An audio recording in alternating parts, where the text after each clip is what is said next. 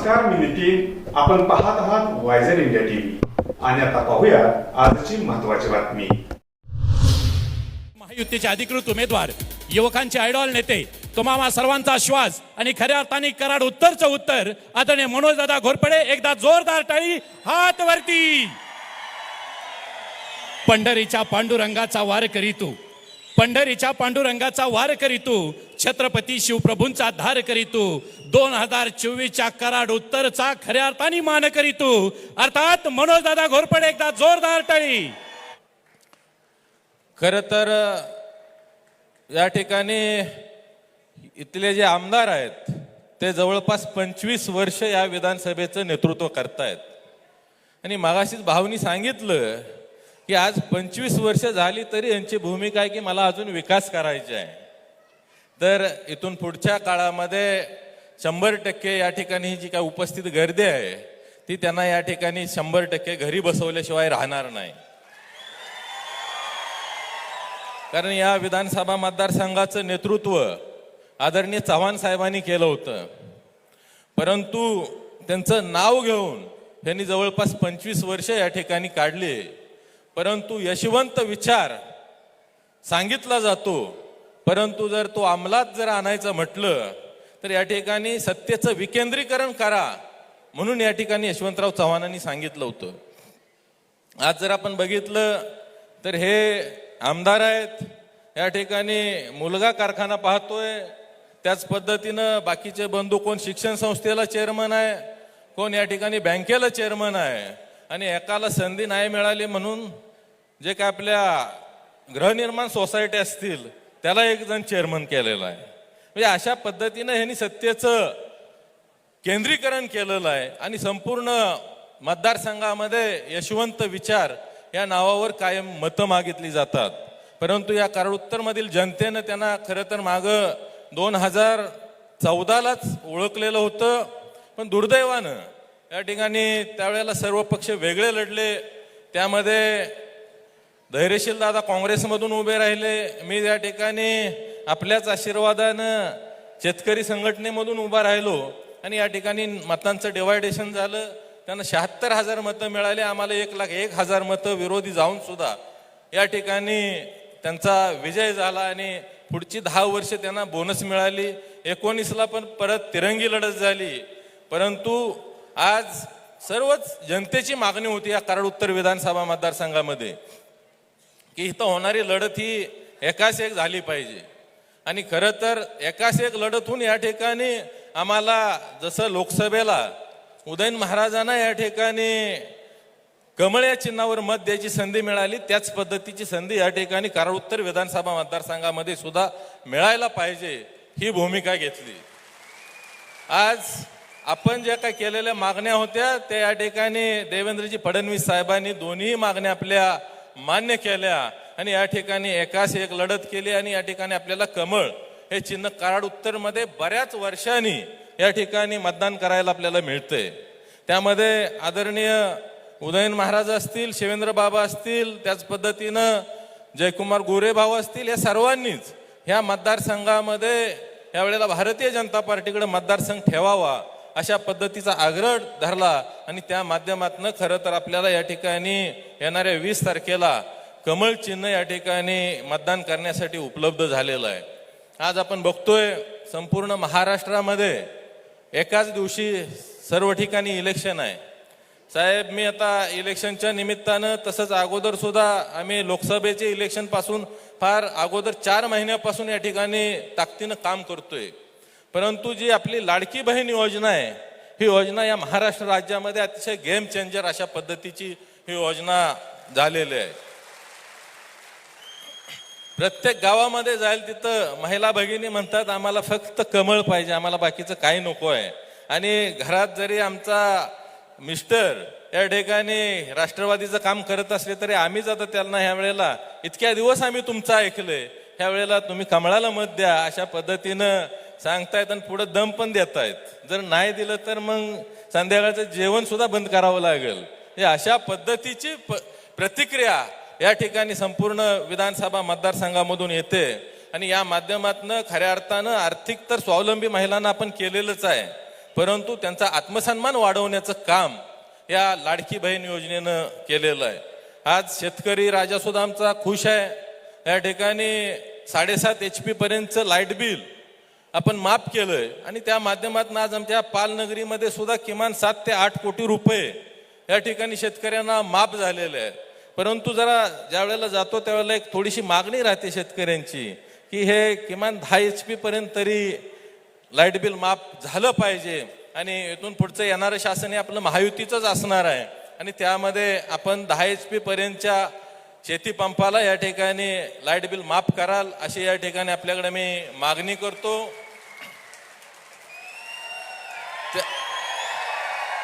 आत्ताच या ठिकाणी खटावमानचे आमदार जयकुमारजी गोरेभाऊ यांचं आगमन झालंय, त्यांचं सुद्धा या ठिकाणी मी स्वागत करतो. आज त्याच पद्धतीनं शेतकरी सन्मान योजनेच्या बाबतीत सुद्धा नमो शेतकरी योजनेला 15,000 वर्षाला देणार असं कालच मुख्यमंत्री साहेबांनी डिक्लेअर केलंय. या ठिकाणी वर्षाला 6,000 रुपये आपल्याला शेतकरी सन्मानच्या माध्यमातून शेतकऱ्यांना सुद्धा मिळत आहेत. म्हणजे हे सरकार जर आज आपण बघितलं तर हे देणारं सरकार आहे. आजपर्यंत अशा पद्धतीचं कुठल्याही सरकारने शेतकऱ्यांना कधीही पेन्शन दिली नव्हती. त्याच पद्धतीनं महिलांनाही कधी पेन्शन दिली नव्हती. बऱ्याच वेळा वेगवेगळे नरेटिव्ह या ठिकाणी समाजामध्ये पसरवले जात आहेत की हे इलेक्शन पुरती ही योजना आहे, इलेक्शन झाल्यानंतर या ठिकाणी हे पैसे बंद होणार आहेत. पण या ठिकाणी आम्ही छाती ठोकून साहेब सांगतोय, जर उद्या हे पैसे बंद झाले तर आम्ही आमच्या खिशातनं महिलांना पैसे 1,500 महिन्याला देऊ, एवढा कॉन्फिडन्स या ठिकाणी आमच्याकडे आहे. हे अशा पद्धतीनं वेगवेगळे फेक नरेटिव्ह चालवण्याचा प्रयत्न या ठिकाणी केला जातोय. परंतु यावेळेला आमच्या माता भगिनी असल्या कुठल्याही भूलथापांना 100% बळी पडणार नाहीत. आज आपण बघतो या कराड उत्तर विधानसभा मतदारसंघामध्ये आजही साहेब प्रश्न शिल्लक आहेत. हनबरवाडी धनगरवाडी योजना आमच्याकडे जवळपास 40 वर्ष झालं. त्यांच्या वडिलांनी ते स्वप्न पाहिलं होतं की हनबरवाडी धनगरवाडी योजना या ठिकाणी या कराड उत्तर विधानसभा मतदारसंघामध्ये करायची.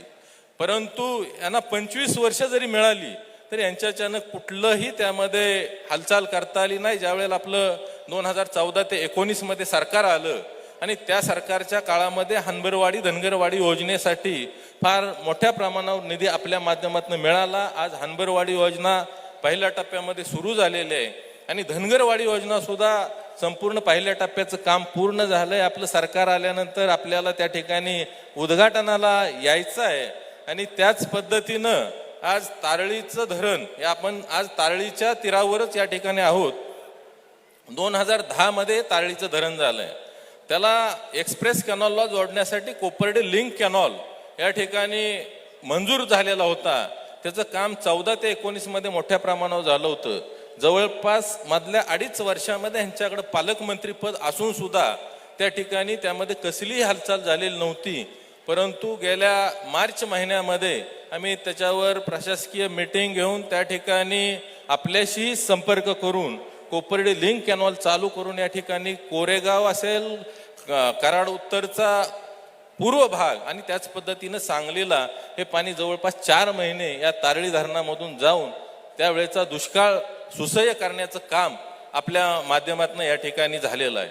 आजही आपण या ठिकाणी तारळी पाल उपसा सिंचन योजना आहे, त्याच पद्धतीने इंदोली उपसा सिंचन योजना आहे. या योजना साहेब झाल्या त्या 50 मीटर पर्यंत झाल्या, पण ऑलरेडी प्रत्येक शेतकऱ्यानं 50 मीटर पर्यंत हेडला पाणी आपलं स्वतःचं नेलंय. या योजनांचं फक्त टेस्टिंग झालं आणि आज अखेर 10 वर्ष ह्या योजना बंद आहेत. परंतु या विभागाचं एक मागणं आहे की या ठिकाणी ही योजना 100 मीटर हेडपर्यंत आम्हाला पाणी मिळणं गरजेचं आहे. कारण हा कराड तालुक्याचा जो पश्चिम भाग आहे आजही पाण्यापासून वंचित आहे. आज हा 50 मीटरचा 100 मीटर करण्यासाठीचा प्रस्ताव आपल्याकडे महाराष्ट्र शासनामध्ये आलेला आहे आणि येणाऱ्या काळामध्ये आपलं सरकार आलं की पहिला निर्णय आपण या ठिकाणी घ्याल आणि हा तारळीचा आमचा 100 मीटरचा हेडचा प्रश्न तुम्ही 100% मार्गी लावून या ठिकाणी तारळीच्या पश्चिम भागाला पाणी द्याल अशी या ठिकाणी अपेक्षा व्यक्त करतो. त्याच पद्धतीनं कोरेगाव तालुक्याच्या पूर्व भागामध्ये सुद्धा पाण्याची परिस्थिती अशाच पद्धतीची आहे. त्या ठिकाणी सुद्धा आपल्याला पाणी देणं गरजेचं आहे. आमचं नागझरे आहे, त्याच पद्धतीनं राजाचं कुर्लं ही गावं पाण्यापासून वंचित आहे आणि आम्हाला उद्या ही जनता 100% या ठिकाणी आपला भारतीय जनता पार्टीचा आमदार निवडून देणार आहे, पण पुढच्या 5 वर्षानंतर ह्या पाण्याचा विषय तेवढा या ठिकाणी आपल्याला शिल्लक राहता कामा नये आणि असा आपण शब्द या ठिकाणी द्यावा असे मी आपल्याला विनंती करतो. आज उमरज नगरीमध्ये जाणारा जो काय आपला हायवे आहे, या हायवेचं सुद्धा या ठिकाणी पारदर्शक पूल होणं हे अतिशय तिथली गरज आहे आणि तोही प्रस्ताव नितीन गडकरी साहेबांच्याकडे आहे. तोही प्रस्ताव आपण या ठिकाणी मंजूर करून या ठिकाणी जो काही दळणवळणाची फार मोठी अडचण होते ते या ठिकाणी दूर कराल अशी अपेक्षा व्यक्त करतो. त्याच पद्धतीनं अंतर्गत विकासाच्या जर बाबतीत बोलायचं झालं तर आपण आता हेलिपॅडवरून येताना बघितलं असेल रस्त्याची परिस्थिती काय आहे. आपण आपल्याला भरपूर दिलं, ह्या 2.5 वर्षामध्ये 510 कोटी रुपये विकासासाठी दिलेले आहेत. त्याच पद्धतीनं पाटण पंढरपूर रोडसाठी सुद्धा आपण 480 कोटी रुपये दिलेत. म्हणजे जवळपास 1010 कोटी रुपये आपण या कराड उत्तर विधानसभा मतदारसंघाला दिलेले आहेत.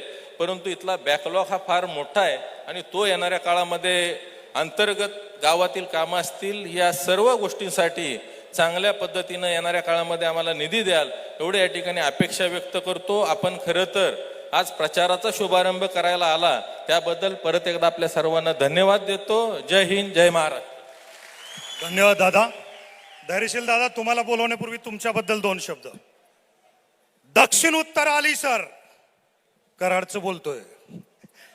दक्षिण उत्तर आली सर, मातीतून घमघमले अत्तर. दक्षिण उत्तर आली सर, मातीतून घमघमले अत्तर. अष्ट दिशातून अभिष्ट चिंतन झाला जय जयकार. दोन्ही महाराजांनी आधीच सांगितलंय मनोज दादा होणार. बिन बोलता कसं कळतंय दादा. देवेंद्र भाऊ, एक गोष्ट सांगतो, ज्या वेळेला आम्ही शेतकऱ्याची लेकरं शेतीत धान्य पेरतो ना, त्याला 2 गोष्टी सुटतात. एक वर कोंब येतो, दुसरं खाली मूळ जातं. ज्या वेळेला मूळ खाली जातं त्यावेळेला कोंब भरदार होतो आणि मग मुळातलं फळात येतं. ज्या वेळेला मनोज दादाची उमेदवारी डिक्लेअर झाली, मुळाचं रूप माझ्या धैर्यशील दादांना घेतलं. संयम, धैर्य आणि शील या चारित्र्य गुणांची पडताळणी दिली. हा संयम छत्रपती दोन्ही राजांच्या वाणी, विचार आणि वर्तनानं घडलाय. देवेंद्र दादा, तुम्ही नुसतं पाठीमध्ये असू द्या, 100% विजय खोचून आणतात माननीय धैर्यशील दादा. साहेब, कराड उत्तर विधानसभा मतदारसंघामध्ये 4 तालुक्यांचा समावेश आहे. कराड, सातारा, कोरेगाव आणि खटाव. प्रत्येक तालुक्याची जडणघडण वेगळी आहे, नैसर्गिक परिस्थिती वेगळी आहे, राजकीय परिस्थिती वेगळी आहे. हा एक आगळा वेगळा मतदारसंघाची निर्मिती 2009ला झाली. सुरुवातीला अतुल बाबा या ठिकाणी लढले. नंतर 2014ला मी होतो, मनोज घोरपडे होते. नंतर 2019ला सुद्धा मी होतो, मनोज घोरपडे होते. प्रत्येक वेळा मताची विभागणी झाली आणि या ठिकाणी नाकर्ता आणि बिनकामाचा आमदार गेली 25 वर्ष सतत निवडून येत राहिला. पण यावेळी तसं नाहीये. यावेळी उदयन महाराज असतील, शिवेंद्र बाबा असतील, आमचे नेते जयकुमार गोरे भाऊनी, मी असन, रामकृष्ण वेताळ असतील आणि मनोज दादा असतील, यांना रात्रीच्या 12 वाजता फडणवीस साहेबांच्याकडे नेलं. समोर बसवलं, बावनकुळे साहेब होते आणि त्यावेळी सांगितलं ज्याला मिळेल तो आपला उमेदवार, ज्याला नाही मिळणार त्याचं मी काय करेन असा देवाभाऊने आपल्याला शब्द दिला. आणि कुठलीही प्रकारची यत्किंचित ही मनामध्ये किंतूपर्यंत न ठेवता तिथून आल्यापासून आपण सगळेजण कामाला आहोत. साहेब, गेली महिनाभर निवडणूक लागायच्या अगोदर या ठिकाणी रामराज्य रथाच्या माध्यमातून, ज्या रामराज्य रथाला आपण हिरवी झेंडा फडकवला, त्या रामराज्य रथाच्या माध्यमातून 18,000 लाभार्थींना लाभ मिळवून द्यायचा प्रयत्न केला. त्याच्यानंतर कराड उत्तर मध्ये परिवर्तन यात्रा काढली. परिवर्तन यात्रेच्या निमित्तानं आपले नेते आदरणीय पंतप्रधान नरेंद्र मोदी साहेब आणि आपले नेते आदरणीय देवेंद्र फडणवीस साहेब, केंद्राच्या सरकारनं आणि राज्याच्या सरकारनं ज्या ज्या जनहिताच्या योजना जनतेसाठी घेतल्या त्या सगळ्या योजना जनतेपर्यंत पोहोचवायचं प्रामाणिक काम माझ्या इथं बसलेल्या सगळ्या महायुतीच्या कार्यकर्त्यांना साहेब केलं. घरोघरी गेली आणि लोकांच्या पर्यंत योजना पोहोचवली. केंद्र सरकारनं अनेक योजना दिल्या, माझ्या महिलांसाठी दिल्या, राज्य सरकारने दिल्या, माझ्या युवकांसाठी दिल्या, शेतकऱ्यांसाठी दिल्या. मी आज योजनेवर बोलणार, साहेब आपल्याला सगळ्या योजना सांगतील. अजून वक्ते भरपूर आहेत, मी एवढंच या निमित्तानं सांगेन. साहेब, ज्या विश्वासानं तुम्ही आम्हाला या ठिकाणी थांबायला सांगून काम करायला लावलंय, देवाभाऊ तुमचा विश्वास आम्ही कधीही ढळून देणार नाही.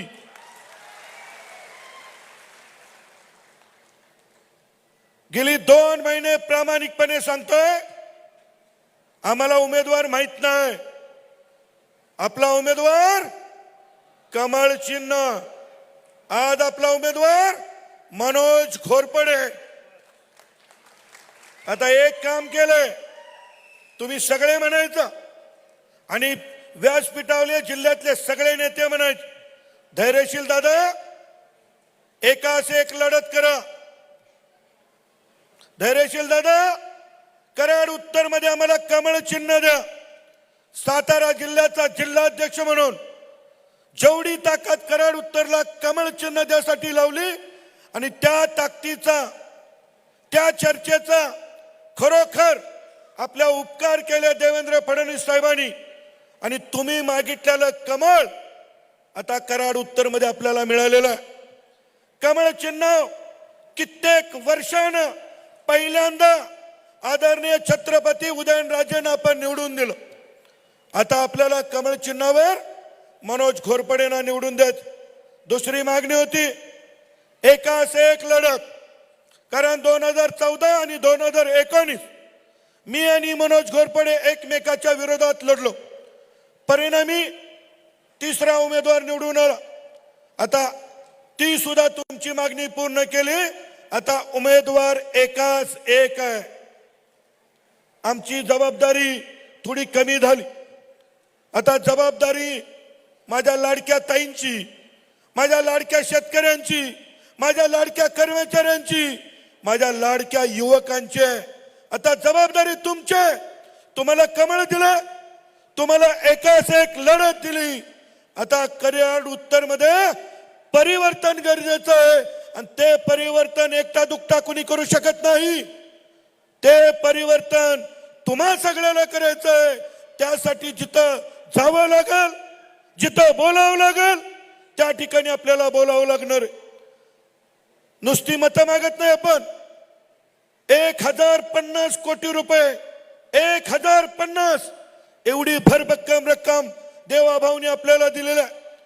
आपल्या कराड उत्तर मधल्या शेती पाण्याचा प्रश्न सोडवायचा शब्द या ठिकाणी देवाभाऊने दिलेला आहे. त्यातला एक शब्द जयकुमार गोरे भाऊंच्या नेतृत्वाखाली शामगावचा आपला सुटलेला आहे.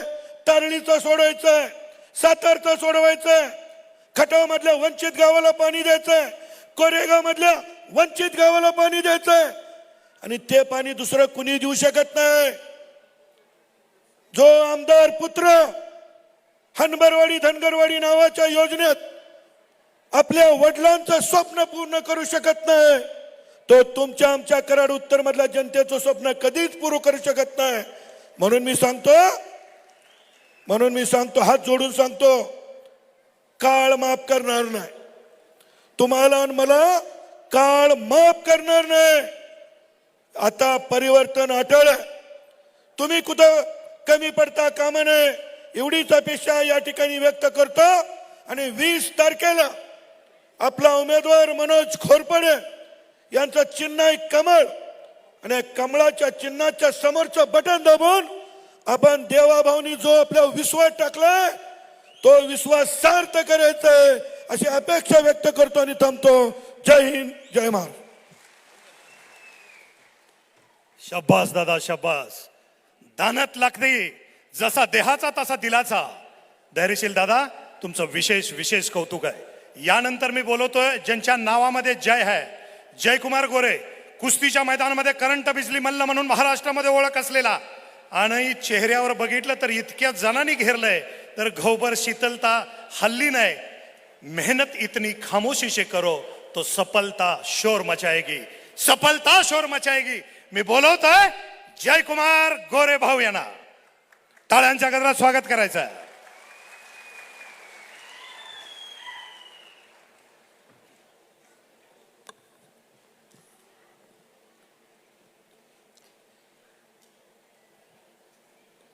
काय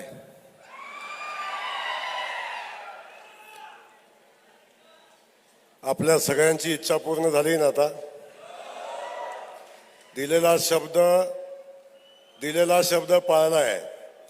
कराड उत्तर मधनं एकच उमेदवार होणार हा शब्द गावागावात येऊन आपण दिला होता आणि दिलेल्या शब्दाप्रमाणे कराड उत्तर मधनं एकच उमेदवार आता उभा आहे आणि त्या उमेदवाराच्या पाठीशी उभं राहण्यासाठी कराड उत्तरच्या जनतेला विश्वास देण्यासाठी गेल्या 25 वर्षापासून कराड उत्तर मतदारसंघावर जे संकट आलेलं आहे, जे संकट येऊन आपल्या मुळावर बसलेलं आहे, ते संकट बाजूला काढण्यासाठी आपल्या सगळ्यांना पाठबळ देण्यासाठी आपल्या या मनोजदादाला आशीर्वाद देण्यासाठी या ठिकाणी उपस्थित असलेले राज्याचे आपले नेते, राज्याचे उपमुख्यमंत्री सन्माननीय देवेंद्र फडणवीस साहेब, उपस्थितांचं मनापासून स्वागत. आमचे पालीचे तात्या इथं बसलेले आहेत. तात्याने मला पालीच्या खंडोबाच्या दर्शनाला नेलं आणि खंडोबाच्या मंदिरामध्ये तात्याने माझ्याकडून शब्द घेतला होता, भाऊ प्रचंड हाल अपेष्ट आम्ही सहन करतोय, प्रचंड संघर्ष आम्ही करतोय. प्रत्येक वेळी आपल्याच मतामध्ये 2 भाग होत आहेत आणि आपल्या मतात झालेल्या 2 भागामुळं समोरचा आमदार निवडून येतोय आणि तो पुन्हा 5 वर्ष आमच्या डोक्यावर बसतोय. भाऊ काही करा आणि आता एकच उमेदवार द्या, निवडून आणायची जबाबदारी आमची आहे, अशा पद्धतीचा शब्द खंडोबाच्या साक्षीनं, पालीच्या खंडोबाच्या साक्षीनं आपल्याला दिला होता. या ठिकाणी आपल्या सगळ्यांना दिलेल्या शब्दाप्रमाणे आदरणीय देवेंद्र फडणवीस साहेबांच्या नेतृत्वाखाली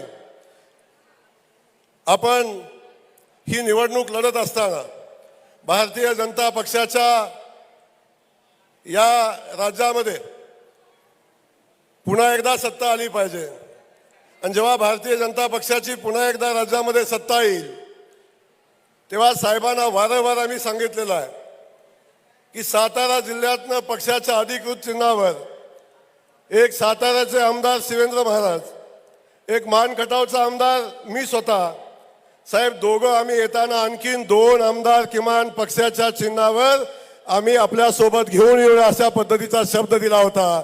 आणि तो शब्द देत असताना कराड दक्षिणची सीट तर आपली होतीच, पण कराडची उत्तरची सीट भारतीय जनता पक्षाच्या चिन्हावर आपल्याला मिळाली पाहिजे अशा पद्धतीचा आग्रह साहेबांच्याकडे आम्ही धरलेला होता आणि साहेबांनी तो आग्रह मान्य केला. आज या ठिकाणी मला मनापासून धैर्यशील दादा, त्यांच्या सगळ्या टीमचं मनापासून धन्यवाद धैर्यशील दादा आपणाला देणार आहे. कारण गेल्या 2 निवडणुका आपण असाल, आपली सगळी टीम असेल, जेव्हा काँग्रेस पक्षातून आपण भारतीय जनता पक्षामध्ये आलात, 2 निवडणुका आपण लढल्या होत्या. पण असं असताना सुद्धा, निवडणूक लढण्याची सगळी तयारी झालेली असताना सुद्धा साहेब आपल्या शब्दाखातर, आपण दिलेल्या शब्दासाठी या सगळ्या माझ्या बहादर कार्यकर्त्यांनी त्यागाची भूमिका घेतली आणि सगळ्यांनी मनोजदादाच्या पाठीशी ताकद उभं करण्याचा निर्णय घेतला. सगळ्यांनी एकदा जोरदार टाळ्या धैर्यशील दादा आणि त्यांच्या सगळ्या सहकार्यासाठी, भीमराव काका असतील त्यांच्या सहकार्यासाठी आणि खास करून आमचे रामकृष्ण वेताळ साहेब असतील. या सगळ्यांना रात्री 12 वाजता मी घेऊन गेलो साहेबांच्याकडं आणि साहेबांना आम्ही सगळ्यांनी सांगितलं, साहेब तुम्ही द्याल तो उमेदवार, फक्त उमेदवार भारतीय जनता पक्षाच्या चिन्हावर असला पाहिजे. आता पक्षानं पक्षाचं काम केलंय, आदरणीय फडणवीस साहेबांनी त्यांचं काम केलंय. आता जबाबदारी कराड उत्तरच्या जनतेची आहे, समोर बसलेल्या आपल्या कार्यकर्त्यांची आहे. आपल्या सगळ्यांना माहिती आहे 25 वर्षापासून या मतदारसंघाचं प्रतिनिधित्व, खास करून 15 वर्षापासून जेव्हापासून ह्या मतदारसंघाचं डिलिमिटेशन झालं तेव्हापासून एक आमदार आपल्याकडे काम करतायत.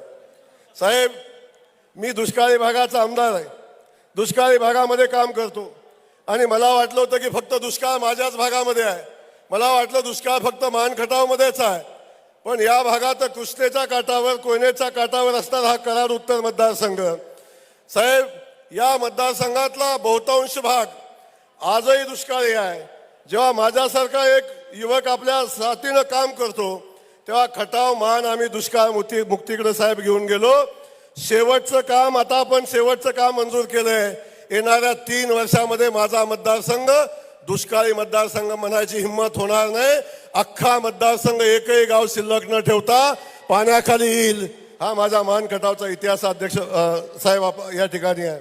आणि असं असताना 25-30 वर्षाचा इतिहास कराड उत्तर मतदारसंघ, या मतदारसंघातनं सगळ्या पाण्याचे कोयना वाहते, कृष्णा वाहते आणि असं असताना कृष्णा काठच्या गावांना सुद्धा पाणी मिळत नाही. मला दुर्दैवानं सांगायला वाटतं, आमची शामगावची माणसं आहे का इथं शामगाववाले? शामगावला मी गेलो होतो, उपोषण झालं होतं साहेब. टेंबूची योजना शामगावच्या बाजूने उगम पावते. त्या टेंबूच्या योजनेचं, त्या टेंबूचं एकही थेंब पाणी साहेब, सातारा जिल्ह्यातनं 22 TMC पाणी उचललं जातं. एकही थेंब माझ्या सातारा जिल्ह्यासाठी नाही, आमच्या कराड उत्तर मतदारसंघासाठी नाही. 1-2 किलोमीटर वर असणारं आमचं शामगावसारखं गाव, त्या गावाला पाणी नव्हतं. डांग्याप्पासारखा गावकरी मंडळी आमची उपोषणाला बसली आणि त्या मतदारसंघातले आमदार उपोषणाला भेट द्यायला आले. त्या मतदारसंघातले आमदार उपोषणाला भेट द्यायला आले. त्या उपोषणाला मी भेट द्यायला गेलो तेव्हा आमच्या माता भगिनी मला सांगत होत्या, भाऊ अहो आमचे आमदार या उपोषणाला भेट द्यायला आले आणि त्याने हात जोडून सांगितलं, मी शामगावला पाणी देऊ शकत नाही, तुम्हाला जे पाणी देतायत तुम्ही त्यांच्या सोबत जावा आणि त्यांना या ठिकाणी बोलवा. साहेब तुमचा आशीर्वाद घेतला, अधिकाऱ्यांशी चर्चा केली आणि त्या शामगावला पाणी देण्याचा शब्द मी माझ्या माता भगिनींना दिला आणि शामगावला पाणी देण्याची प्रक्रिया चालू झाली. साहेब 25 वर्ष आमदार असणाऱ्या माणसाला त्या शामगावला पाणी देता आलं नाही. साहेब 3 महिन्यामध्ये तुमच्या कार्यकर्त्यांनी या पाण्याची मागणी केली आणि 3.5 महिन्यामध्ये शामगावला पाणी दिलं. आता मला सांगा, जर या मतदारसंघाला पाणी देण्याची क्षमता नाही असा म्हणणारा आमदार जर तुमच्याकडे असेल तर तुम्ही काय केलं पाहिजे? ज्याची क्षमता होती शामगावला पाणी देण्याची, ते इथं बसले धैर्यशील दादा, मनोज दादा, या दोघांनी फॉलोअप घेतला. दोघंही उपोषण सोडायला आलते साहेब. हे पाणी भारतीय जनता पक्षानं आदरणीय देवेंद्र फडणवीस साहेबाच्या आशीर्वादानं शामगावला पाणी मंजूर झालं. या ठिकाणी मी आपल्याला एवढंच सांगणार आहे, जास्तीचं बोलणार नाही. पार्ल्याचं गाव होतं साहेब, पार्ले गावामध्ये मी गेलो. पहिल्यांदा गावाने मला वाजवत त्या ठिकाणी नेलं आणि मला विनंती केली, सगळ्यात जागृत गाव साहेब त्या मतदारसंघातलं पार्ले गाव, राजकीय इतिहास असणारं गाव, त्या नदीच्या काठावर असणारं हे गाव. नदीच्या बाजूने एक संरक्षक भिंत आणि एक रस्ता करायचा होता साहेब. तो रस्ता करण्यासाठी 4.5-5 कोटी रुपयाचा निधी लागत होता. 25 वर्ष आमदार त्या गावात जात होता आणि प्रत्येक वर्षी आश्वासन देत होता. त्या आमदाराला त्या पार्ल्याचा रस्ता करता आला नाही 25 वर्षात. जयकुमार गोरे सारखा एक साधा कार्यकर्ता तिथं गेला त्या मतदारसंघामध्ये आणि संकल्प केला आणि त्या गावकऱ्यांना शब्द दिला, त्या पार्लेचा रस्ता आम्ही मंजूर करून आणून देऊ. आमचे रामभाऊ येता इथं बसलेत, त्या रस्त्याचं काम मंजूर झालं, रस्ता झाला. आता मला सांगा, अरे आमदार म्हणजे आम्हाला हे काम माझ्याकडून शक्य नाही. जर मतदारसंघातली कामं जर करणं शक्य नाही म्हणणारा आमदार मतदारसंघामध्ये असेल, मी पाठीमागदा अनेक वेळा म्हटलं, बैलगाडीच्या शर्यतीमध्ये जेव्हा बैल पळतो, जोपर्यंत जिंकतो तोपर्यंत आपण त्या बैलाचं कौतुक करतो. आवताला माझा शेतकरी बांधव आहे, आवताला बैलाला आपण देव मानतो. पण असं असलं तरी सुद्धा आवताला चालणारा बैल जर आवत वरता बसला तर अपशकून म्हणून त्या बैलाला आपण घरी बसवतो आणि नवीन बैल आणतो. गेल्या 25 वर्षापासून हा बैल आवताला बसतोय तरी सुद्धा आपण मतं देताय. माझी विनंती आहे, आता हा बसा बैल बदला आणि या मतदारसंघासाठी ताकदीनं प्रयत्न करणारा, या मतदारसंघाची चेहरामोहरा बदलण्याची क्षमता असणारा आमचा मनोज दादा भारतीय जनता पक्षाच्या चिन्हावर विधानसभेमध्ये पाठवा. आदरणीय देवेंद्र फडणवीस साहेब त्यांच्या सोबत आहे. आम्ही सगळेजण मनोज दादाच्या सोबत आहे. दादा चिंता करू नका. तुम्ही मला परवा दिवशी येऊन सांगितलं या सगळ्यांसोबत बसायला लागतं. जयकुमार गोरे असेल, त्यांचे सगळे सहकार्य असेल, दिलेला शब्दाला जागणाऱ्या औलाद आहेत, लक्षात असू द्या. गद्दारी आमच्या नसात आणि रक्तात नाही. कोण काय म्हणतं याचा आम्ही फार दखल घेत नाही. पण मनोज दादा विधानसभेला जाण्यासाठी जे काय करायला लागेल तुम्ही, ती माझे सगळे धैर्यशील दादा असतील, भीमराव काका, ही सगळी टीम असेल, आमचे संपत दादा असतील, सगळी टीम तुमच्या पाठीशी ताकदीनं उभी राहील. आणि मनोज दादाला विधानसभेमध्ये घेऊन जात असताना आमच्या देवेंद्र फडणवीस साहेबांनी पुन्हा एकदा राज्याचं नेतृत्व करावं या इच्छेसाठी आम्ही सातारा जिल्ह्यातनं साहेब सगळेच्या सगळे चिन्हावचे आमदार घेऊन येऊ. आम्ही सगळेच्या सगळे चिन्हावचे आमदार घेऊन येऊ. अगदी आमचे सहकारी आम्ही निवडून यावं का न यावं या मानसिकतेत असले तरी सुद्धा साहेब आमच्याकडून बेईमानी होणार नाही. युतीच्या प्रत्येक आमदाराला निवडून आणण्यासाठी आम्ही सगळेजण जीवाचं रान करू. एवढाच शब्द आपल्याला देतो. आपलं मनापासून स्वागत करतो आणि थांबतो. जय हिंद, जय महाराष्ट्र. धन्यवाद भाऊ. तुमचा शब्द ही तुमची शपथ आहे. यानंतर मी निमंत्रित करतोय देवेंद्र भाऊ, महाराष्ट्रामध्ये राबणाऱ्या योजनांचा सातारा जिल्ह्याला जावली तालुक्याला जर सिंहाचा वाटा मिळायचा असेल तर तिथं शिवेंद्र सिंहानाच गेलं पाहिजे. कोला लांडग्याचं काम नाही, हे जनतेनं ठरवलंय. मी निमंत्रित करतोय शिवेंद्र बाबा यांना, शिवेंद्र सिंह यांना.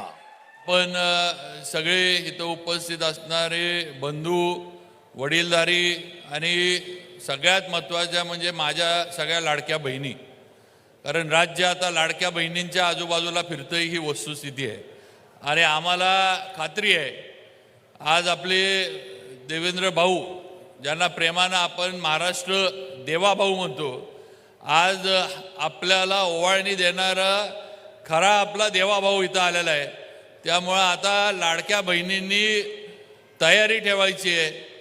23 तारखेला 20 तारखेचं आपलं काम करून 23 तारखेला मनोज दादाला जी शॉल देवाभाऊंनी घातली, ती शॉल गुलालामध्ये रंगवून आपण मुंबईला पाठवून द्यायची आहे, एवढं लक्षात ठेवा.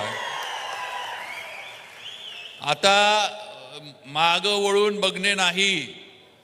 सगळ्या माझ्या बहिणी, सगळ्या अक्का ताई, सगळ्यांनी लक्षात ठेवा, जे तुम्हाला एवढं लाडकी बहीण म्हणून जे दिलंय देवेंद्रजींनी, एकनाथ शिंदे साहेबांनी, अजितदादांनी, हे कोणी काढून घेणार नाही. आणि आता तुमची जबाबदारी जास्त आहे की सगळ्या माझ्या दाजींवर लक्ष ठेवा. दाजी काय घरात येऊन वेगळं सांगतात का? कारण दाजींना कसं असते, आम्हाला फिरायला फार लागतं. त्यामुळं दाजी काय बाहेरनं वेगळं येऊन सांगतोय का बघा.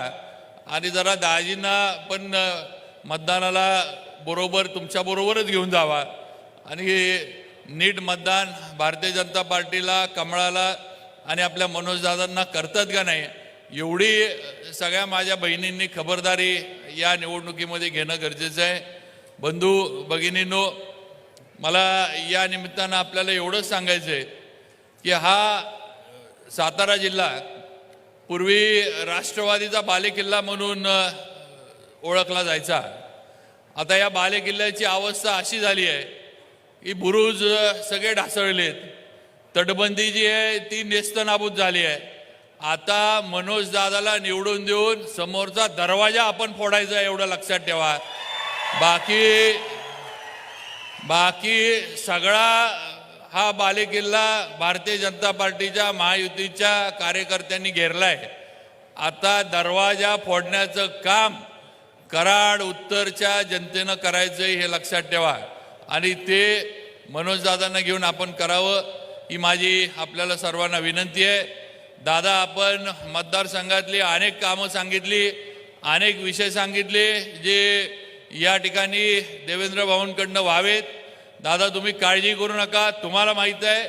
आणि माझ्या सर्व बंधू भगिनींना मी सांगू इच्छितो, अरे देणारा नेता आहे आपला, देणारा. त्या तुमचे जे निर्णय असतील, एकदा आचारसंहिता संपली, महायुतीचं सरकार सत्तेत बसलं की हे मागाल ते देवेंद्र भाऊंकडनं आपल्याला मिळेल, एवढं लक्षात ठेवा. काही कमी पडणार नाही. त्यामुळं विश्वास ठेवून मनोज दादाच्या मागं उभं राहा. मनोज दादाला सर्वांनी ताकदीनं पुढं न्या. सातारा तालुक्यातल्या पण माझ्या सर्व सहकाऱ्यांना मी सांगू इच्छितो, आपला सातारा तालुका हा कैलासवासी अभयसिंहराजे भोसले यांचा तालुका आहे. भाऊसाहेब महाराजांची या तालुक्याला ओळख आहे.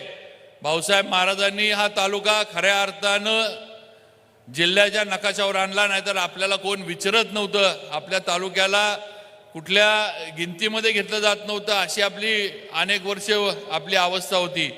पण खऱ्या अर्थानं या तालुक्याला ओळख देण्याचं काम हे श्रीमंत छत्रपती अभयसिंह महाराजांनी, भाऊसाहेब महाराजांनी केलं, हे विसरू नका.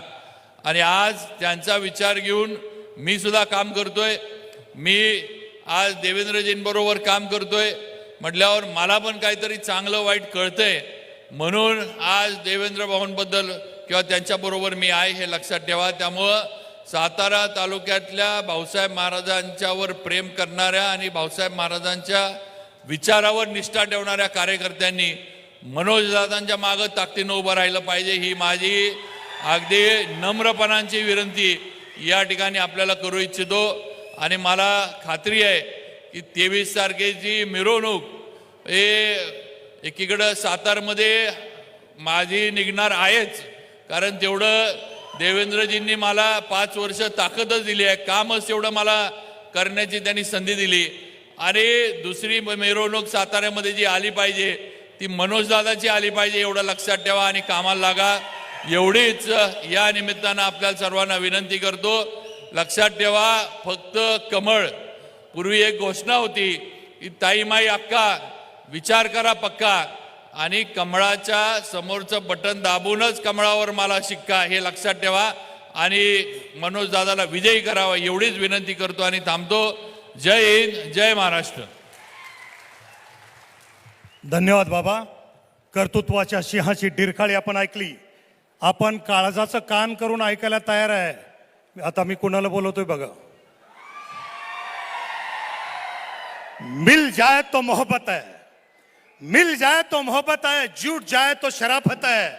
मिल जाए तो मोहब्बत है, जुट जाए तो शराफत है, और उठ जाए तो कयामत है. जसा देहाचा तसा दिलाचा आमचा लाडका राजा उदयनराजे भोसले महाराज साहेब उधळून देतो तुफान सगळं काळजामध्ये साचलेलं, उधळून देतो तुफान सगळं काळजामध्ये साचलेलं. महाराज प्रेम करतो तुमच्यावरती, बाणावरती खोचलेलं, अरे बाणावरती खोचलेलं. वेलकम. या बेलभंडार उधळण्यासाठी मल्हाराच्या वारीमध्ये नगरीमध्ये उदयनराजे येतात. या या या या या, या. प्रथम या ठिकाणी आल्यानंतर अनेक माझ्या अगोदरच्या वक्त्यांनी अनेक भाषणं केले.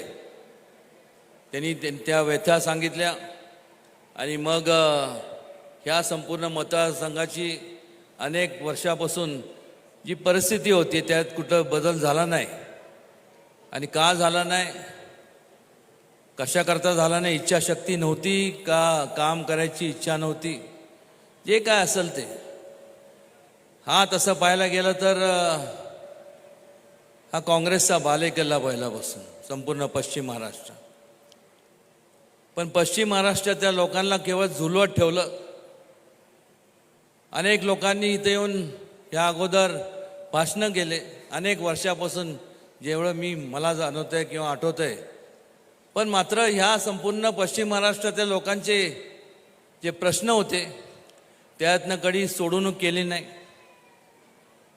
आत्ताचे जे ज्येष्ठ संपूर्ण राजकारणात सगळ्यात ज्येष्ठ जे आहेत, पवारसाहेब असतील, ह्या सर्व लोकांनी फक्त नुसतं आश्वासनं दिले. कुठंतरी आश्वासन देत असताना आपण जेव्हा लोकांच्या समोर जातो त्यावेळेस कुठंतरी जेव्हा ते आपल्याला आशीर्वाद देऊन आमदार किंवा खासदार म्हणून निवडून देतात तेव्हा कुठंतरी आपलं एक ऋण आपण फेडलं पाहिजे लोकांच्या प्रती, ह्याची कधी भावना झाली नाही. आणि त्यामुळं फार ह्या गोष्टीकडं आता लक्ष देऊ नका. मगाशी शिवेंद्रजींनी सांगितलं, त्यांनी सांगितलं की शिक्का कमळावरती का मारायचा. कारण एक म्हण आहे बघा, वरती नरेंद्र आणि खाली देवेंद्र. हे कशा करता? कारण की एक लक्षात घ्या, दोघांची आणि युती आणि आघाडीमधला तुम्हाला फरक सांगतो. युती म्हणजे कधी होती? जेव्हा लोक विचारांनी एकत्र येतात. लोक विचारांनी, कुठल्या विचारांनी प्रेरित होऊन येतात? लोकांच्या कल्याणाचा विचार घेऊन जेव्हा लोकांसमोर आपण जातो, लोकांचं हित पाहण्याकरता, लोकांना गाडी अडचणीला आपण उपयोगी पडतो. बहिणी असतील, शेतकरी वर्ग असेल, भाऊ असतील, जे काय सर्व उपेक्षित वर्ग असेल. आज या संपूर्ण देशामध्ये आपण जर पाहिलं, अनेक वर्षापासून काँग्रेसची सत्ता होती. केवळ तब्बल म्हणजे मला वाटतं स्वातंत्र्य मिळाल्यानंतरचा काळ जर पाहिला तर 50हून अधिक वर्ष त्या सत्ता होती. मग का ह्या योजना राबवल्या गेल्या नाही? नावं ठेवणं सोपं असतं. आणि जेव्हा युती होती ती वैचारिकदृष्ट्या युती होती. आज या संपूर्ण युतीचा अर्थ म्हणजे जेव्हा एक लोक तुमच्या आमच्यासारखे सर्व आपण जेव्हा एका विशेष लोक कल्याणाच्या विचाराने, जो महाराजांचा विचार होता, तो विचार मनात धरून जेव्हा आणि ध्येय आपलं निश्चित ठरतं, जे ठरलंय, तर त्यावेळेस युतीचा अर्थ काय? की जेव्हा लोक विचाराने एकत्र येतात, त्यांना एकत्र ठेवण्याकरता कुठल्या ताकदीची किंवा आमिषाची गरज भासत नाही. कारण की उद्दिष्ट आपलं ते आहे. आणि कायमस्वरूपी एकत्र राहतात. आणि म्हणून आज महायुतीचं जी प्रगती चालली आहे, संपूर्ण देशभरात वेगवेगळ्या योजना राबवल्या जातात, लोकांच्या कल्याणकारी योजना राबवल्या जातात. महाराष्ट्र राज्यात सुद्धा आणि वेगवेगळ्या राज्यांमध्ये जर आपण पाहिलं तर अत्यंत चांगल्या पद्धतीने भारतीय जनता पक्ष आणि संपूर्ण महायुतीच्या माध्यमातून, मित्र पक्षांच्या माध्यमातून चांगल्या योजना राबवल्या गेल्यात. आणि आघाडी आणि युतीमधला तुम्हाला फरक सांगतो. आघाडी म्हणजे कधी होती? की जेव्हा एका फक्त लोकांना आपल्याला सत्ता स्थान हासिल करायचं आहे, त्यावेळेस स्वतःच्या हिमतीवर आपण जर करू शकत नसेल तर मग ह्याला पकड, त्याला पकड, त्याला पकड, त्याला पकड, ही आघाडी म्हणतो. आज आपण आघाडीची जर अवस्था पाहिली, आज काय अवस्था आहे आघाडीची? कोल्हापूरमध्ये काय घडलं हे आपल्याला माहीत आहे. त्या तपशिला मी जाणार नाही. पण हीच अवस्था संपूर्ण सगळं राज्यभर आपल्याला पाहायला मिळते. कुठंतरी प्रत्येक वेळेस फक्त नाव ठेवून जो काम करतो त्यालाच ठेस लागते.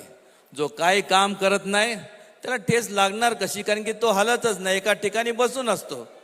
आणि त्यामुळं ह्या लोकांना फक्त ज्या वेळेस कुठलंही आपला नाकारतेपणा दडवण्याकरता कुठलं कारण जेव्हा सापडत नाही, तर मग काय होतं? चिक्कलफेक करायचे. ह्यानी असं केलं, त्यांनी तसं केलं. चिक्कलफेक करून काय उपयोग असतो? मग त्याच्या पलीकडे जाऊन व्यक्ती दोषावरती उतरायचं. आज मला सांगा ना, देवेंद्रजी आज एवढं संपूर्ण काम करत असताना, आज त्यांना संपूर्ण कार्यरत असताना, मग अशी मी गाडीत त्यांना तेच विचारत होतो. मी म्हणलं, म्हणजे जो माणूस काम करतो, कामात असतो, आज त्यांना धमक्या मिळतात इकडनं तिकडनं, जीव मारण्याच्या धमक्या. म्हणजे माणसाने काम करायचं नाही का? आणि मग अशा एका व्यक्तीच्या मागं किंवा या पक्षाच्या किंवा या महायुतीच्या मागं आपण जर उभं राहणार नसेल तर मग कोणाच्या मागं उभं राहायचं? हा प्रश्न तुम्ही प्रत्येकाने अंतःकरणात स्वतःला विचारला पाहिजे. केवळ मी सांगतोय म्हणून नाही. मग ह्या अगोदर जे कोण त्या काळात जर ह्या योजना पूर्ण झाल्या असत्या तर मग आज त्यावेळेस जे तरुण होते आणि आज जे वयोवृद्ध आहेत, जे वडीलधारी आहेत, आज त्यांचं संपूर्ण करिअर, संपूर्ण त्यांचं लाईफ असं व्यर्थच गेलं. आणि तसं भविष्य काळात होतं. आम्ही होऊन देणार नाही. तुमची जास्तीत जास्त प्रगती झाली पाहिजे. याकरता संपूर्ण आम्ही सर्वजण या व्यासपीठावरती असो आणि महायुतीचे सर्व एकनाथजी शिंदे साहेब असतील किंवा अजितदादा असतील, देवेंद्रजी तर आहेच, आम्ही सर्व सर्वजण आम्ही कार्यरत असणार आहे याची आपण खात्री बाळगा. आणि ह्या ठिकाणी मोठ्या उदात मनाने ज्या ज्या लोकांनी मनोजदादा म्हणजे देवेंद्रजींचं सगळं ऐकून संपूर्ण आणि मनोजदादांना पाठिंबा दिला त्या सर्वांना मनापासून त्यांचे आभार मानतो. कारण की एकाच एक जर झालं नसतं तर मग काही म्हणजे येरे मागल्या माझ्या मागल्या असंच पाडा आपल्याला वाचावा लागला असता. आणि मला खात्री आहे आजची गर्दी पाहून ही प्रचाराच्या शुभारंभाची नाही तरी मनोजदादा भावी आमदार असल्याची ही नांदी आहे असं म्हणलं तर काही चुकीचं ठरणार नाही. आता आपल्याला सगळ्यांना देवेंद्रजींना ऐकायचं आहे त्यामुळे मी फार बोलत नाही. बोलण्यासारखं भरपूर आहे. ठिकठिकाणी निश्चितपणे आमच्या परीने शिवेंद्रराजे असतील, मी असेल, सातारचा जो पहिला जो संपूर्ण भाग होता पूर्वीचा सातारा आमदारकीचा मतदारसंघ त्यामुळं कराड उत्तरला जोडला गेला आहे बराचसा आणि कोरेगावला. त्यामुळे ह्या तिन्ही दोन्ही म्हणजे शिवेंद्रराजे तर काय पुष्पा आहे म्हणल्यानंतर काय त्यांना कोणी अडू शकत नाही. पण जबाबदारी आमच्या दोघांची की हे दोन्ही बाकीचे आणि जेवढे बाकी संपूर्ण जिल्ह्यातले जेवढे महायुतीचे जे उमेदवार आहेत आपण आपल्या पाहुण्या रावळ्यांना सांगा, ठिकठिकाणी त्यांना सांगा की आपल्याला हे का पाहिजे. आणि निश्चितपणे आजची उपस्थिती हे दाखवून देतं की आज आपण सगळे विचाराने एकत्र आहोत. असंच या ठिकाणी राहूया. जास्तीत जास्त या भागाची कायापालट कसं करता येईल, काय करता येईल तुम्ही सुचवा. मला खात्री आहे की मनोज दादा आणि संपूर्ण धैर्यशील दादा असतील, त्यानंतर रामकृष्ण वेताळ असतील, हे सर्वजण जेवढे आहेत हे सर्वजण संपूर्ण त्याची पूर्तता केल्याशिवाय राहणार नाही. पुन्हा एकदा हात जोडून विनंती करतो की एकदा चूक घडली तर 5 वर्ष मग पश्चातापाची वेळ ती लक्षात घ्या. आणि पश्चाताप आपल्याला करायचं नाही. कारण की गेलेली वेळ आणि समुद्राच्या लाटा ही कधी कोणासाठी थांबत नसतात. पण निश्चित एकच आहे त्याच्यामुळं की आपल्या आयुष्यातले 5 वर्ष आणि खास करून तुमच्या कुटुंबातले जे तरुण आहे, आजचे तरुण आहेत, उद्याचा भविष्य काळ आहे, ह्यांचा विचार करता आपण फक्त प्रगतीच्या पाठीशी म्हणजे मनोजदादा आणि कमळा या मतदारसंघात कमळाच्या मागं आपण राहावं एवढी कळकळची विनंती करायला या ठिकाणी आपल्यासमोर आलो आहे. पुन्हा एकदा आपल्या सगळ्यांना हात जोडून पुन्हा एकदा विनंती करतो आणि थांबतो. जय शिवराय. धन्यवाद महाराज साहेब. यानंतर मी देवेंद्र भावना बोलवतोय पण तत्पूर्वी एक महाराष्ट्रातली या ग्रामीण मातीतली एक सुंदरशी अर्ध्या सेकंदाची गोष्ट सांगतो. पुराण कथामध्ये 3 पोपट होते आणि एका राजाच्या राजवाड्यावर दररोज सकाळी तिथं झाडावर येऊन बसायचे आणि 3 पोपट बोलायचे, आमच्याकडे आहे ती कुणाकडेच नाही, आमच्याकडे आहे की कुणाकडेच नाही. त्यांच्या त्या 3 पोपटांचा माझ्याकडे आहे ती कुणाकडेच नाही असं म्हणण्याचा त्रास झाला आणि महाराजांना लोकांनी येऊन सांगितलं की काय लावलंय, काय आहे त्यांच्याकडं. महाराज म्हणले धला रे त्याला.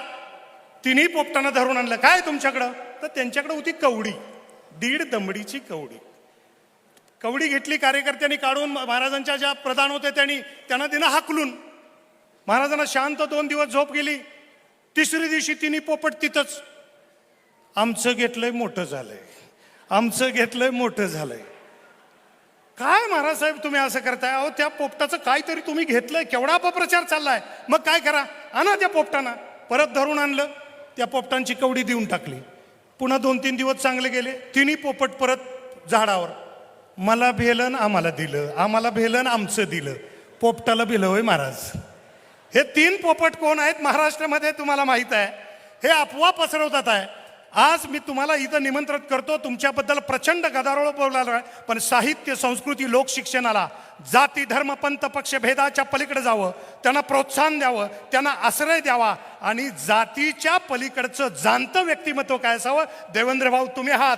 तप, त्याग, ज्ञान, सेवानिशील, तप त्याग ज्ञान सेवानिशील इत्यादी गुणाचे कवच कुंडला लाभलेला बुद्धिवंत आणि बलवंत युवा नेता देवेंद्र भाऊ, खरंच तुमचं उद्या भविष्य, महाराष्ट्राचं भविष्य म्हणून आम्ही तुमच्याकडे बघतो. सातारचं राजघराणं आणि सातारचा क्रांतिकारकांचा जिल्हा तुमच्या अतोनात प्रेम करतो.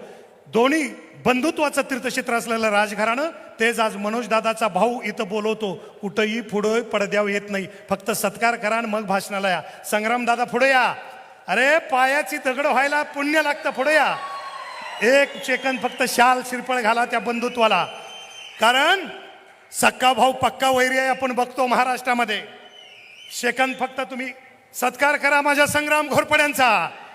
आंधियों को जिद है जहां बिजलियां गिराने की, आंधियों को जिद है जहां बिजलियां गिराने की, मुझे भी जिद है वही आशियाना बनाने की. हिम्मत और हौसले बुलंद है, खड़ा हूं मैं, गिरा नहीं हूं, जंग भी अभी बाकी है और मैं हारा भी नहीं हूं, मैं हारा भी नहीं हूं, मैं हारा भी नहीं हूं. देवेंद्र भाऊ, आपल्या वाणी विचार वर्तनानं आम्हाला मंत्रमुग्ध करावं. वेलकम.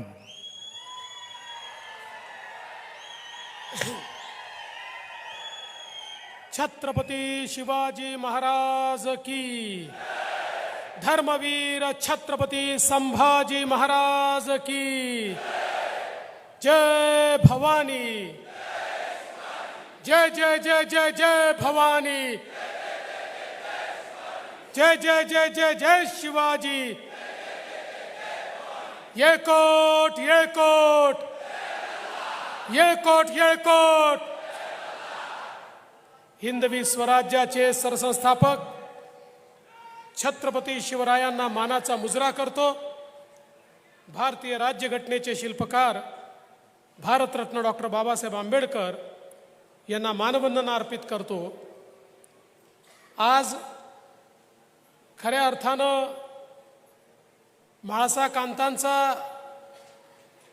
आशीर्वाद घेऊन, त्यांचं दर्शन घेऊन आम्ही या ठिकाणी दादांच्या प्रचाराचा नारळ हा वाढवलेला आहे. आणि मला विश्वास आहे खंडेरायाचा आशीर्वाद आणि म्हाळसाईचा आशीर्वाद मनोज दादा घोरपडेंना मिळणार आणि ते विधानसभेत जाणार. आज खऱ्या अर्थानं त्यांना पाठिंबा देण्याकरता या ठिकाणी उपस्थित झालेले आपल्या सर्वांचे लाडके या साताऱ्याचे लोकप्रिय खासदार श्रीमंत छत्रपती उदयन महाराज भोसलेजी, साताऱ्याचे लोकप्रिय आमदार श्रीमंत छत्रपती शिवेंद्र सिंहराजे भोसलेजी, मंचावर उपस्थित असलेले आमचे मित्र आणि आमदार जयकुमार गोरेजी, सदाभाऊ खोतजी, भगवंत खुबाजी, धैर्यशील भाऊ कदमजी, रघुनाथ कुलकर्णीजी, विक्रम पावसकरजी, रामकृष्ण वेताळजी, अशोक बापू गायकवाडजी, चित्रलेखाताई कदम, महेश जाधवजी, भरत नाना पाटीलजी, राजेश घाडगेजी, सचिन नलवडे, सचिन बेलागडे, जितेंद्र डुबल, विक्रमसिंह कदम, संपतदादा माने, भीमराव काका पाटील, सुरेश तात्या पाटील, सुनील काटकर, शेजवळ काका, कुलदीप क्षीरसागर, प्रशांत कदम, मंचावरील सर्व मान्यवर आणि या ठिकाणी मोठ्या संख्येने उपस्थित असलेल्या माझ्या सर्व माता भगिनी, लाडक्या बहिणी आणि माझ्या तितक्याच लाडक्या भावांनो, खरं म्हणजे या महाराष्ट्रातले ज्येष्ठ नेते माननीय शरद पवार साहेब तसे आमचे राजकीय विरोधक आहेत. पण विरोधकांनी देखील एखादी चांगली गोष्ट सांगितली तर त्या गोष्टीचा अवलंब आपण केला पाहिजे. मागच्या काळामध्ये राजकारणाबद्दल बोलत असताना पवार साहेब असं म्हणाले, तव्यावरची भाकरी योग्य वेळी फिरवली नाही तर ती करपते. आता पवार साहेबांना सांगा, उत्तर कराडमधली तुमची भाकरी फिरवायची वेळ आली आहे, नाहीतर आमचं उत्तर कराड करपल्याशिवाय राहणार नाही. त्यामुळे आता पवार साहेबांनी दिलेला मंत्र उत्तर कराड जगणार आहे आणि भाकरी फिरवून मनोज दादाला मुंबईच्या विधानसभेत पोहोचवणार आहे. खरं म्हणजे कराडची भूमी ही खऱ्या अर्थानं एक अतिशय ऐतिहासिक अशा प्रकारची भूमी आहे. एक मोठा इतिहास आहे. या इतिहासात महाराष्ट्राची जडणघडण आहे. पण दुर्दैवाने गेले 25 वर्ष उत्तर कराड ज्या प्रकारच्या विकासाची अपेक्षा ठेवतो, ज्या प्रकारचं परिवर्तन अपेक्षित करतो आणि वारंवार या ठिकाणून लोकप्रतिनिधी पाठवतो, ती अपेक्षा मात्र कुठेही पूर्ण होताना दिसत नाही. खरं म्हणजे याच्याकरता गेल्या 2 निवडणुका कोणी जबाबदार असेल तर ते तुम्ही नाही, आम्हीच जबाबदार होतो. तुमच्या मनात परिवर्तन होतं, पण तुमच्या परिवर्तनाचा एक केंद्रबिंदू आम्ही तयार करू शकलो नाही आणि म्हणून परिवर्तन घडलं नाही. दोन्ही निवडणुका आमचे मनोज दादा आणि धैर्यशील दादा एकमेकासमोर आले आणि त्यामुळे तिसऱ्याचा फायदा झाला. आणि म्हणून तुमचं सातत्याने म्हणणं होतं आम्हाला परिवर्तन घडवायचं आहे, पण तुम्हीच काही करत नाही, तुम्हीच लोक एकत्रित येत नाही, तुम्हीच कोणाला एकत्रित आणत नाही. आणि म्हणून यावेळेस निवडणुका जाहीर झाल्यानंतर मी या ठिकाणी मनोज दादा असतील, धैर्यशील दादा असतील, रामकृष्ण वेताळजी असतील, सगळ्यांना एकत्रित केलं आणि त्यांना सांगितलं तुम्हाला खरंच परिवर्तन हवं आहे का? ते म्हणाले हवं आहे. मग म्हटलं कोणाला तरी त्याग करावा लागेल आणि एकाला पुढे न्यावं लागेल. आणि मला मनापासून आनंद आहे की सगळ्यांनी मिळून ठरवलं की ठीक आहे, आम्ही त्याग करतो, मनोज दादाला पुढे नेऊ आणि त्याला या ठिकाणी परिवर्तनाचा चेहरा करू. मनोज दादा घोरपडे आता केवळ उमेदवार नाही आहे, या उत्तर कराडच्या जबरदस्त परिवर्तनाचा चेहरा हा मनोज दादा घोरपडे या ठिकाणी आहे. आज आपण पाहू शकतो जयाभाऊंनी सांगितलं ही गोष्ट खरी आहे. हा सगळा भाग कृष्णेकाठचा भाग, ज्या भागामध्ये अनेक नद्यांचा उगम होतो, ज्या भागाने खऱ्या अर्थानं महाराष्ट्राला पाणीदार केलं, अशा या भागामध्ये देखील अनेक ठिकाणी आपल्याला दुष्काळ दिसतो, दुष्काळी वातावरण दिसतं. आणि या दुष्काळाकरता केवळ आपल्याला शब्द दिले गेले, मात्र दुष्काळ दूर करण्याचं त्या ठिकाणी प्रयत्न झाला नाही. पण 2014 ते 19 आपल्या आशीर्वादानं संधी मिळाली आणि या ठिकाणी दुष्काळाच्या विरुद्ध लढाई आपण सुरू केली. आणि मग वेगवेगळ्या योजना असतील, या ठिकाणी टेंबू, ताकारी, म्हैसाळ, जे कटापूर, उरमोडी सगळ्या योजनांना मोठ्या प्रमाणात निधी देऊन दुष्काळी भागाचा चेहरा बदलण्याचं काम हे आपण त्या ठिकाणी सुरू केलं. आणि आज आपण पाहू शकतो इतक्या मोठ्या प्रमाणात या ठिकाणी सिंचनाची कामं झालेली आपण बघितली. आणि मी तुम्हाला दादा या ठिकाणी शब्द देतो, तुम्ही सांगितलं इंदोली उपसा सिंचन योजना, पाल उपसा सिंचन योजना, या ठिकाणी 50 मीटर हेड असल्यामुळे पाणी मिळत नाही. तुमच्या सगळ्यांच्या साक्षीनं सांगतो, अरे मनोज दादाला पाठवून तर पहा, 100 मीटरचं हेड, 100 मीटरचं हेड करून देतो आणि प्रत्येक शेतीपर्यंत पाण्याचा थेंबन थेंब हा त्या ठिकाणी पोचवण्याचा शब्द हा देवाभाऊ तुम्हाला देतो. हे परिवर्तन या ठिकाणी निश्चितपणे आम्ही करून दाखवू. आज आपण पाहू शकतो इतक्या मोठ्या प्रमाणात विरोधी पक्षात असतानाही भाजपच्या आमच्या नेत्यांनी या कराड उत्तर करता जवळजवळ 900,000 कोटी रुपयाचा, जवळपास जर हिशोब लावला तर 990 कोटी रुपयाचा निधी आणला. जर विरोधी पक्षात राहून 990 कोटी रुपयाचा निधी हे आणतात तर या ठिकाणी कमळ फुललं आणि आपला आमदार आला. राज्यातही आपलं सरकार येणार आहे, केंद्रात मोदीजींचं सरकार आहे, अरे चिंता करायचं कारण नाही. 5 वर्षात 25 वर्षाचा बॅकलॉग संपवून त्या ठिकाणी पूर्ण विकास करू.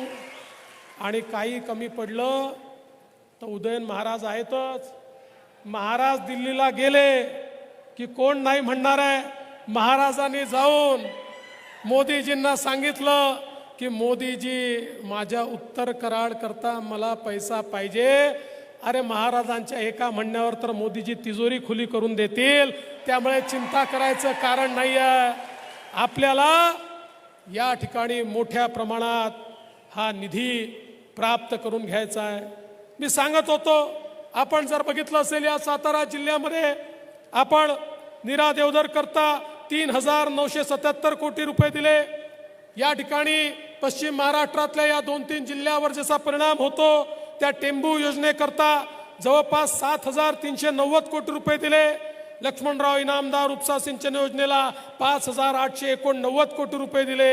उंडाळे लघु पाटबंधारे करता 592 कोटी रुपये दिले. उरमोडी करता या ठिकाणी 1,121 कोटी रुपये दिले. धोम बलकवडी करता जवळपास 1,000 कोटी रुपये दिले. वांग मराठवाडी करता 594 कोटी रुपये दिले. म्हणजे आपण जर हिशोब लावला तर जवळपास 5 ते 7 हजार कोटी रुपये, 10,000 कोटी रुपये हे केवळ या जिल्ह्यातल्या सिंचन योजनांकरता आपल्या सरकारने दिलेले आहेत. आणि म्हणून आपण कुठेही विकासामध्ये मागे नाही, पण केवळ विकास करून आपण थांबलो नाही, तर शेतकऱ्यांचा विचार हा मोठ्या प्रमाणात झाला पाहिजे. आपल्या समोर स्वप्न होतं आणि म्हणून आपण निर्णय केला. आमच्या शेतकऱ्यांना वीज बिल माफ करण्याचा निर्णय आपल्या सरकारने घेतला. तुम्ही आता शेतकऱ्यांना विचारा, त्यांना बिल येत नाही. 000चं बिल येतं. कारण महिन्याचं 3 महिन्याचं जे शेतकऱ्यांचं बिल आहे ते आता सरकारने भरण्याचा निर्णय घेतला.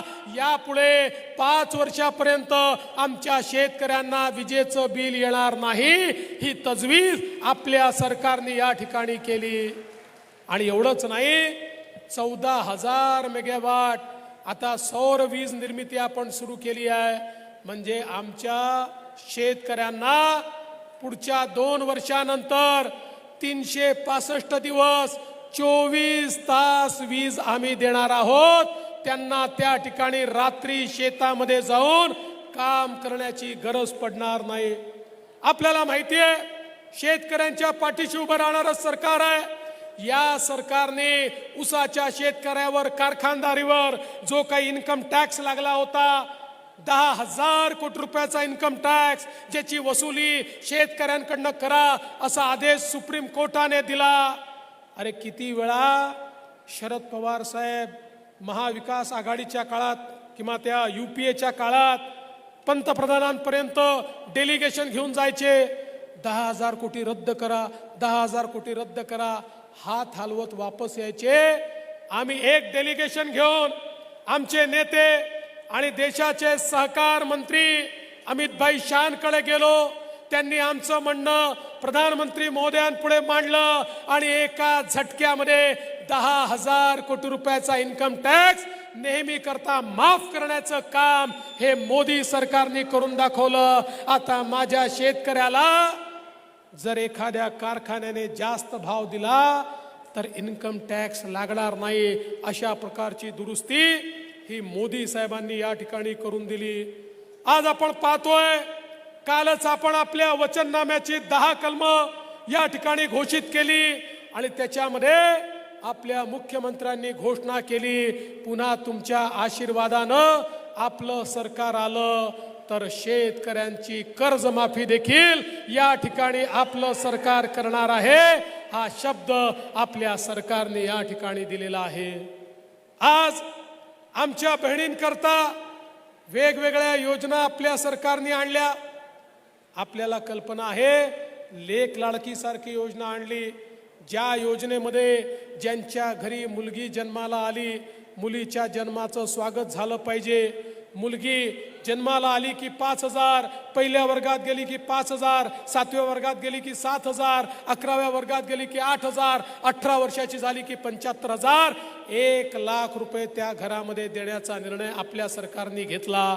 एवढंच नाही तर आपल्या सरकारने ठरवलं महिलांना ST मध्ये 50% तिकीट लागेल, 50% कन्सेशन आपण दिलं.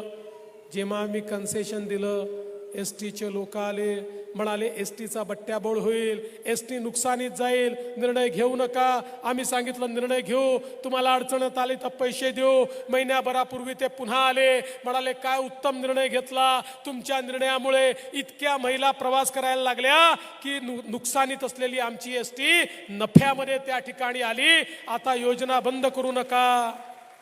मग मी जरा माहिती घेतली तर माझ्या लक्षात आलं आता आमच्या बहिणी आमच्या दाजींना सांगतात तुम्ही घरी बसा, मीच तालुक्याला आणि जिल्ह्याला जाऊन येते, तुम्ही गेले की डबल पैसे खर्च होतात, त्या ठिकाणी व्यसन बिसनं तुम्ही करता, पान तंबाखू काय काय खाता, त्यामुळे मी गेली तर घरचे पैसे वाचतात.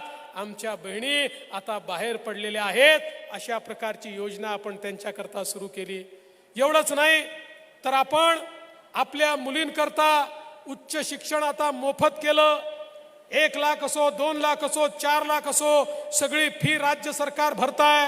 कारण आमच्या लक्षात आलं की सामान्य माणसाच्या घरात 2 मुलं असले तर आई बाप मुलाला शिकवतात आणि मुलीला सांगतात बाई तुला शिकवण्याची ऐपत नाही आहे, तू आता घरी बस, तुझं लग्नच करायचं आहे, तुला शिक्षण देण्याकरता आमच्याजवळ पैसे नाही आहेत. पण आम्ही सांगितलं आता चिंता करू नका, मुलीला शिकवायला तुमच्याकडे पैसे नसतील पण मुलीचे मामा हे त्या ठिकाणी मुंबईच्या मंत्रालयात बसले आहेत, मुलींचे पैसे फीचे ते भरतील. आणि आज मुलींचं मोफत शिक्षण आपण सुरू केलं.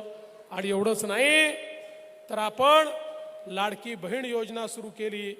लाडकी बहीण योजनेच्या अंतर्गत महिलांना वर्षाला 18,000 रुपये, महिन्याला 1,500 रुपये आपण द्यायला सुरुवात केली. आमचे महाविकास आघाडीचे नौटंकीबाज लोक पहिल्यांदा म्हणाले पैसाच मिळणार नाही, मग पैसा मिळायला लागल्यावर म्हणाले तो बँकेतनंच निघणार नाही, मग हे सगळं झाल्यानंतर म्हणाले योजनाच बंद होईल. मला सांगताना या ठिकाणी अतिशय दुःख होतं. बहिणींनो, जसे आम्ही तुमचे लाडके भाऊ आहोत ना, तसे महाविकास आघाडीवाले तुमचे सावत्र भाऊ आहेत. हे सावत्र भाऊ हायकोर्टामध्ये गेले, हायकोर्टामध्ये यांनी केस केली लाडकी बहीण योजना बंद करून टाका, या ठिकाणी मुलींच्या मोफत शिक्षणाची योजना बंद करून टाका, या ठिकाणी लेक लाडकी योजना बंद करून टाका. पण काळजी करू नका, तुमचे सख्खे भाऊ बसलेले आहेत. आम्ही सगळ्यांनी मिळून कोर्टात असा लढा दिला, कोर्टाने स्थगिती द्यायला नकार दिला आणि आपली लाडकी बहीण योजना सुखरूपपणे या ठिकाणी सुरू आहे. आणि काळजी करू नका, भविष्यातही ही योजना सुरूच राहणार आहे. काल तर आपल्या मुख्यमंत्र्यांनी घोषणा केली, आता 1,500 रुपये नाही, आता 2,100 रुपये हे आमच्या लाडक्या बहिणींना त्या ठिकाणी मिळणार आहेत. आणि म्हणून आपलं जे सरकार आहे ते सामान्य माणसाचा विचार करणारं सरकार आहे, सगळ्यांच्या जीवनात परिवर्तन करणारं सरकार आहे. आम्हाला खूप विकास या ठिकाणी करायचा आहे, पण हा सगळा विकास करत असताना आमची मनापासून इच्छा आहे की या विकासामध्ये कराड उत्तर देखील आमचा भागीदार असला पाहिजे. पण कराड उत्तरला भागीदार जर करायचा असेल तर या ठिकाणी जबरदस्त परिवर्तन करावं लागेल. परिवर्तनाचा चेहरा असलेले मनोज दादा घोरपडे यांच्या पाठीशी तुम्हाला उभं राहावं लागेल, त्यांना आशीर्वाद द्यावा लागेल. आणि मी तुम्हाला शब्द देतो, एकदा मनोज दादांना तुम्ही मुंबईमध्ये मंत्रालयामध्ये विधानमंडळामध्ये पाठवलं, त्यानंतर कराड उत्तरला मागे वळून पाहावं लागणार नाही. तुमच्या विकासाची आम्ही या ठिकाणी आम्ही घेतो, हा विश्वास तुम्हाला देतो. आणि माझं बोलणं संपवतो. धन्यवाद. जय हिंद, जय महाराष्ट्र. ही होती आजची महत्त्वाची बातमी. आपल्या परिसरातील ताज्या घडामोडी जाणून घेण्यासाठी आत्ताच आपण वायझर इंडिया टीव्हीला सबस्क्राईब करा व नोटिफिकेशन बेलवर क्लिक करून आमच्या नवनवीन अपडेट मिळवा. नमस्कार.